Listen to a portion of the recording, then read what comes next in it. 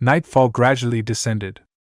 At this moment, inside a plain and unremarkable residence, General Lewis sat cross-legged on the bed, eyes closed, regulating his breath. After a day of recovery, most of the poison from the 10 fragrant soft tendon powder had been expelled from his body, leaving him largely unharmed. However, the entire city was under lockdown.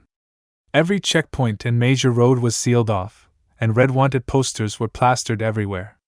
Even though his strength had returned, escaping the royal city was impossible for now. He had no choice but to lay low and wait for the storm to pass. As for the original owner of this house, they had already become a lifeless corpse. Knock, knock, knock.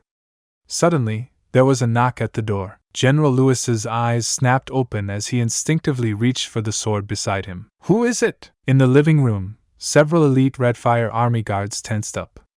2 of them silently drew their swords and positioned themselves on either side of the door, ready to strike. It's me. A familiar voice sounded from outside. The guards immediately relaxed.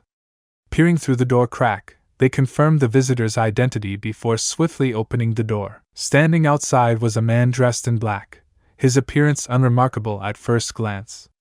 However, his sharp gaze revealed a keen and alert mind. Third brother! It's already dark. What took you so long? We thought something had happened to you, a bearded man exclaimed. There were too many patrols on the way.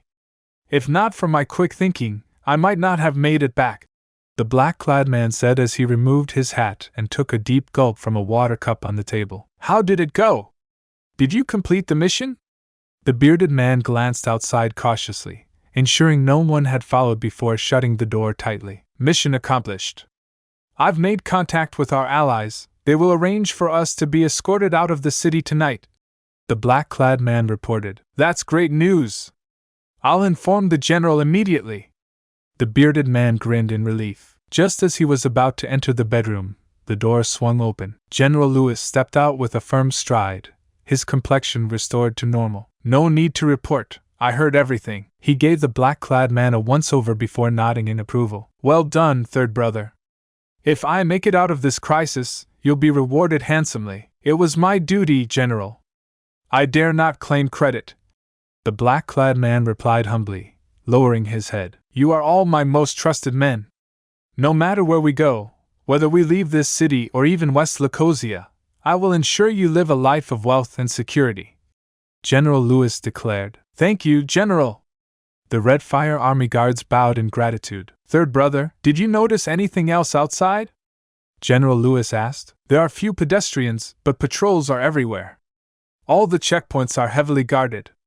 Without a royal permit, there is no way to pass. Pausing, the black-clad man seemed to recall something and added with a serious tone. Oh, and I believe I saw General Stone today. General Stone? Which General Stone? General Lewis's brows furrowed. Stone Changning, commander of the Dragon Guard, the black-clad man answered grimly. The moment his name was spoken, the expressions of everyone in the room changed. Even General Lewis's face darkened. The Dragon Guard's fearsome reputation was well known throughout the military.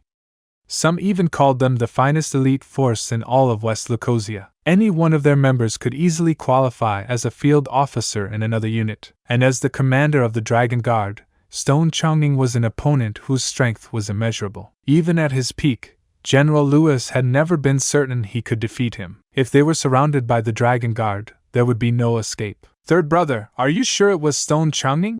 The bearded man asked cautiously. I've seen him once before. It was definitely him.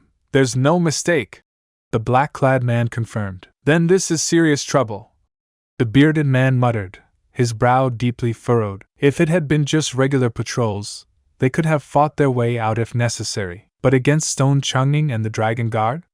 That was an entirely different situation. Even if the entire Redfire army were assembled, they still might not stand a chance. So what if it's the Dragon Guard? General Lewis sneered. As long as our allies arrive on time, even they won't be able to stop us. The Dragon Guard was powerful, but he had his own allies. If a confrontation was inevitable, then it was still uncertain who would come out on top. General, who exactly are our allies? The bearded man asked curiously. Why ask so many questions? You'll find out when the time comes. General Lewis shot him a sharp glance. I misspoke. The bearded man chuckled awkwardly. While we still have time, eat something and get some rest. Save your strength, you may need it for a battle tonight, General Lewis said, glancing at the darkening sky outside. If they could slip away unnoticed, he could easily escape West Lacosia with his skills. But if something went wrong, then they would have no choice but to fight to the death. And just can't accept it. This can't be the end yet. You promised to never leave, and now you're gone. Can't believe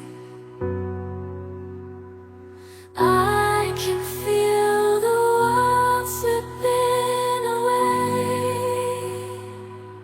as you slow